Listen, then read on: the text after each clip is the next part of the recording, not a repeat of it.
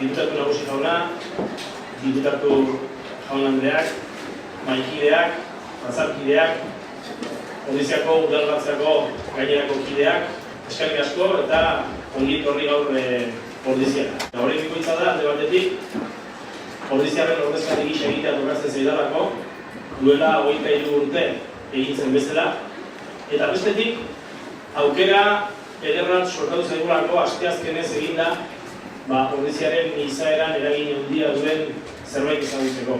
Alegia, gu baino desentez lehenago, goizeko 5 inguruetatik, hor betete ikusten zuten azoka hori, basatetarrez betera, asteazkenero bezala, duela 500 urte baino gehiagotik hona.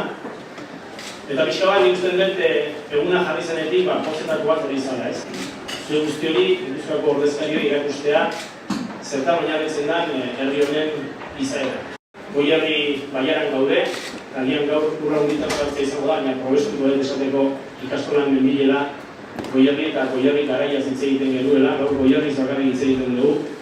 Zumarraga, Urretxu, Legazpi eta Ezkio, ez dira Goierriko baiaran sartzen, baina jakin ezazuen gaur ere gonbidatu egin ditugu ala jartzula sinisten dugulako eta etorkizunak ere hor